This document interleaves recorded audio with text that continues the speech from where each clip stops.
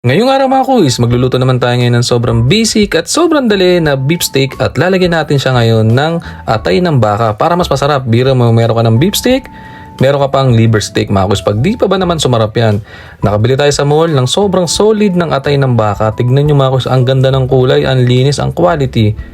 Tapos ito, ang gagamitin natin baka mga kuys, yung pang sukiyaki yata to or ginagamit sa sangyu para mas mabilis natin siyang mapapalambot. Sisimulan lang natin sa paglalagay ng kalamansi juice mga kuys.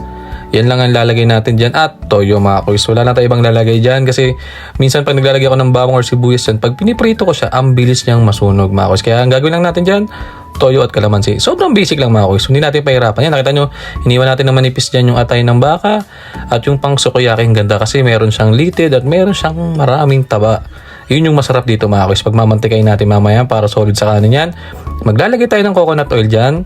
Painitin natin yan. Pag uminit, sasaglitan natin lutuin tong ating baka.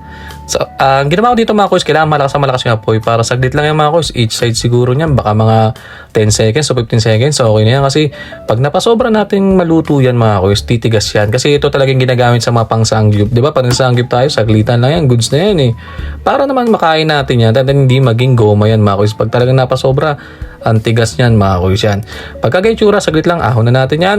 After ng baka, isusunod naman natin yung atayan. Kaya natin inuna yung baka na pinarito kasi yun, hindi siya masyadong masunugin mga kuys. Kasi pag itong atay, hindi ko alam, pagka piniprito mga kuys, talagang medyo madaling masunog siya. Siguro dahil dun sa moisture ng atay o texture niyan, may nilalabas siya na hindi ko alam.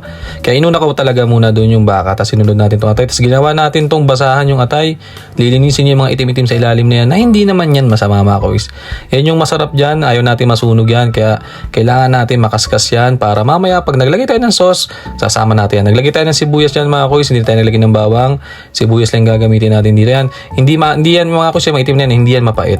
Yan talaga yung masarap mamaya. Mamaya kakaskasin natin paglagay natin ng mga sauce. Ayan yung pinagbabara, nilagay na natin. Kakaskasin natin ng dahan-dahan yan mga kuys. Huwag yung mamadali na kaskasin yung mga kuys kasi matutunaw din pag medyo nainitan yan mamaya. Tapos maglalagay rin tayo ng konting tubig yan mga kuys para kahit papano matunaw natin yung mga nandun nakadikit sa gilid-gilid. Maglalagay tayo ng paminta mga kuys. Bibisi lang natin to. Sobrang bilis na ito. After nyan, ilagay na natin yung pinirito nating baka at yung atay ng baka. Ang sarap nito mga kuys. Sobrang basic at sobrang dali kasi nga yung atay di mo naman kailangan lutuin ng matagalan niya kasi pag niluto mo yan, sayang yan. Ang kunat din yan. Yung baka na ginamit natin, malambot lang kasi pang sukiyaki or pang sanggip yan. So, mabilis lang to mga kuys. Makakain agad tayo ng mabilisan dito. Ang gusto natin dito, yung medyo pagmamantikay natin ng konti. Tapos sa huli, maglalagay tayo ng maraming sibuyas dyan na pula at puti na bilog. Yan yung magpapasarap sa ating beef steak at liver steak ng baka mga kuys. Tignan nyo naman mga kuys, ang ganda ng kulay. Hindi mo na tayo maglalagay ng siling pampapogi dyan kasi baka masyado na tayong sumobra mga kuys. Kaya dapat saktuhan lang, tsaka medyo sumasakitan siya natin mga kuys. Napasobra tayo ng maraming sili ng mga nakaraan, kaya goods na muna yan. Tapos syempre hindi pwede walang kanin mga kuys. Pambihira pag walang kanin yan, hindi masarap yan. Tingnan yung bahaw kanin, tapos pinag-fusion ng atay ng baka at baka na laman. Mga kuys, naman bibubuhos pa natin solid na sauce na nagmamantika na nandun na lahat yung sarap. Ganun kasimple mga kuys gumawa ng beef steak at liver steak ng baka. Salamat mga kuys, tara kain tayo.